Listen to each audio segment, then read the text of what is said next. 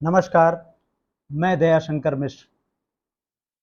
सरकार जब डर जाती है तो वह केवल एक ही काम करती है, डराने का काम। पहले पत्रकारों पर एफआईआर और अब विपक्ष को जेल में डालने की तैयारी। जी हां, आप एकदम ठीक सुन रहे हैं। केंद्रीय गृह मंत्री अमित शाह आज लोकसभा में विधेयक पेश करने जा रहे हैं, संविधान संशोधन विधेयक। यह विधेयक बेहद बेहद खतरनाक हैं। इनमें बहुत साफ तौर पर है कि आप कैसे चुने हुए मुख्यमंत्री को बर्खास्त कर सकते हैं, कैसे कानून की आड़ में विपक्ष को जेल में डालने का सीधा सीधा एक प्लान तैयार किया गया है। आज रात को आपके टीवी चैनल इसे मास्टर स्ट्रोक बताएंगे। उससे पहले आप समझ लीजिए कि सरकार करने क्या जा रही है। सरकार एक ऐसा कदम उठाने जा रही है जिससे किसी भी चुने हुए प्रतिनिधि को, जो सरकार में मुख्यमंत्री है, मंत्री है, केंद्र शासित प्रदेश में मुख्यमंत्री है, मंत्री है, उसको जब चाहे तब हटाया जा सकता है। नियम क्या है, इस पर हम विस्तार से बात करेंगे। उससे पहले यह समझिए कि किसी भी मामले में किसी भी विपक्षी नेता को गिरफ्तार करके 30 दिन तक जेल में रख दीजिए और यह सुनिश्चित हो कि 30 दिन तक उसको जमानत नहीं मिलेगी तो 31वें दिन उसे इस्तीफा देना पड़ेगा। इस तरह से एक रास्ता खुल जाता है जहां आप सत्ता परिवर्तन प्रत्यक्ष तौर पर, अप्रत्यक्ष तौर पर कर सकते हैं। कैसे, आइए पूरी कहानी को हम समझते हैं। अमित शाह, जो कि केंद्रीय गृह मंत्री हैं, उन्होंने 19 अगस्त को लोकसभा के महासचिव को सूचित किया कि वे 20 अगस्त यानी आज संसद के मानसून सत्र में निम्नलिखित 3 विधेयकों को पेश करेंगे। इनमें पहला विधेयक है संविधान 130वां संशोधन विधेयक 2025। इस विधेयक में क्या है, इसको समझते चलिए।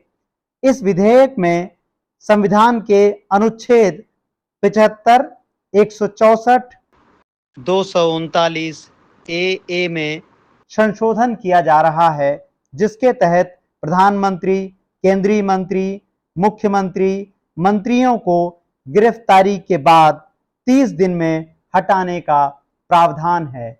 जाहिर तौर पर इस प्रावधान का कोई भी उपयोग नहीं होगा क्योंकि केंद्र में किसकी सरकार है आप जानते हैं। अब दूसरा विधेयक, केंद्र शासित प्रदेश संशोधन विधेयक 2025। इसमें 1963 के एक्ट में बदलाव करके मुख्यमंत्री, मंत्रियों को ऐसे मामले में हटाने का प्रावधान है।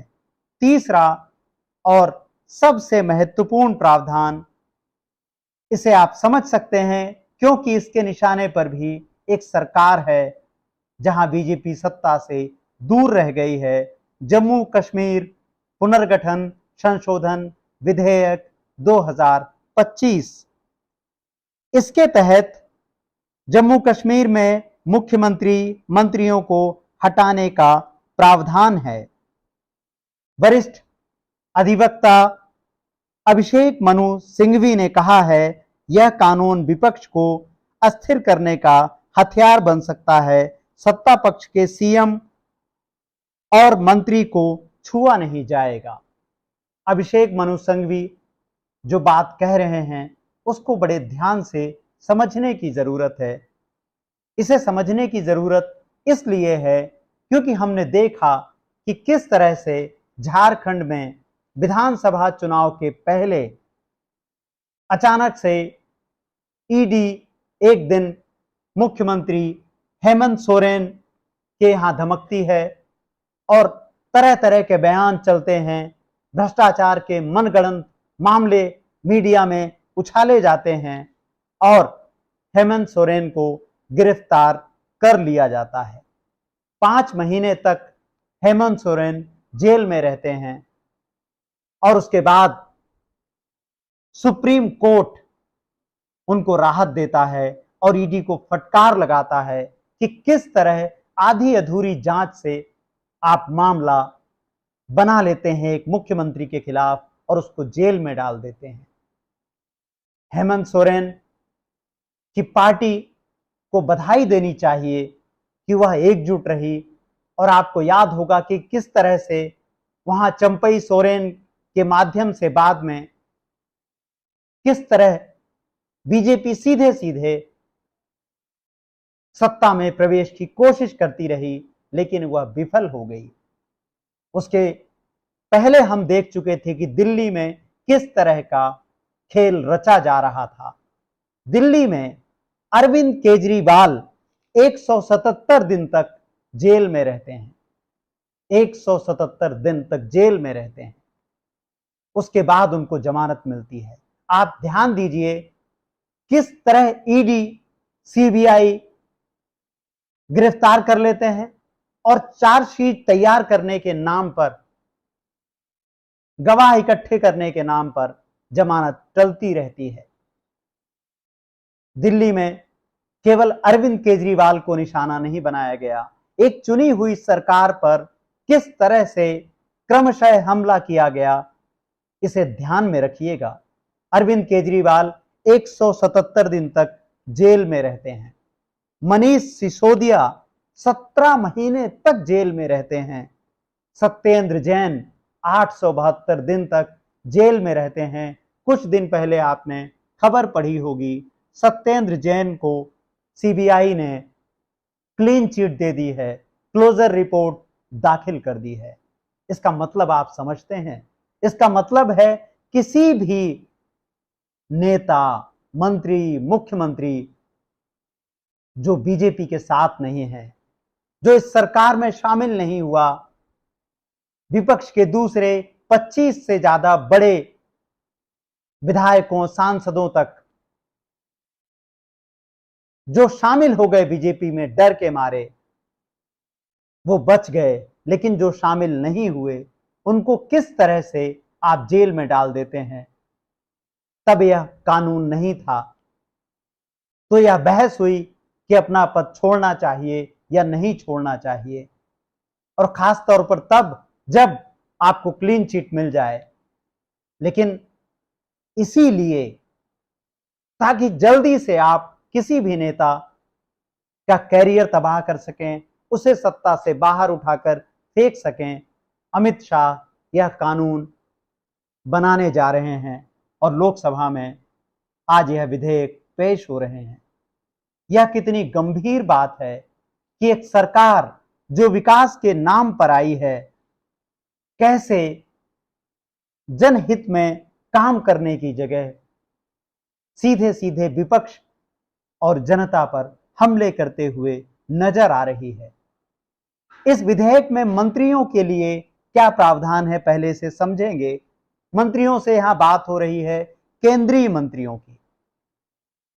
केंद्रीय मंत्री यानी जो केंद्र में मंत्री हैं, उनके खिलाफ कोई ऐसा मामला आता है तो उनको 30 दिन के अंदर इस्तीफा देना होगा, और अगर ऐसा नहीं करते हैं तो उनको प्रधानमंत्री की सलाह पर हटा दिया जाएगा और उनको स्वतः ही पद छोड़ना पड़ेगा। इसमें प्रधानमंत्री के लिए भी प्रावधान है, जो जाहिर तौर पर इस पूरे मामले को ढकने के लिए इसमें रखा गया है। इसमें 30 दिन की अवधि प्रधानमंत्री के लिए है और 31वें दिन उनको इस्तीफा देना होगा, पद से पद छोड़ना होगा।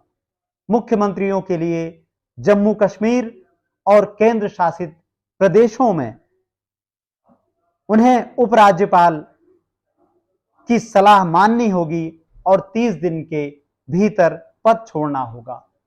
तो राज्यों में जहां पर राज्यपाल हैं उनकी सलाह लागू होगी, बाध्यकारी हो जाएगी और केंद्र शासित प्रदेशों में उप राज्यपाल को असीम शक्तियां मिल जाएंगी।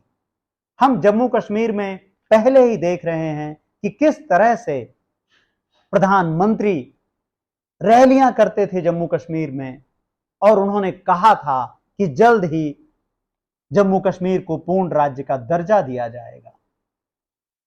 अब वह दर्जा क्यों नहीं दिया जा रहा है, उसके पीछे की मंशा क्या है, आप समझ सकते हैं। यह एक बेहद खतरनाक कानून है। आपने हमारा पिछला वीडियो देखा होगा जिसमें हमने साफ साफ कहा था कि अब भारत भी जर्मनी के रास्ते पर चलता हुआ दिख रहा है। जरूरी नहीं कि भारत में तानाशाही वैसी हो जैसी अब तक दुनिया में तानाशाही होती रही है। अब भारत में संसदीय प्रणाली के रास्ते ही सरकार सारे अधिकार केवल एक व्यक्ति में या व्यक्तियों में समाहित करना चाहती है। लोकतंत्र, संविधान और नागरिक चेतना के विषयों पर हमारा समर्थन कीजिए। इन बातों को अधिकतम लोगों तक पहुंचाने में हमारा सहयोग कीजिए। चैनल को सब्सक्राइब कीजिए और हाँ, अगर आपके लिए संभव है तो ज्वाइन कीजिए। हमें आपके आर्थिक सहयोग की सख्त जरूरत है। नमस्कार, धन्यवाद।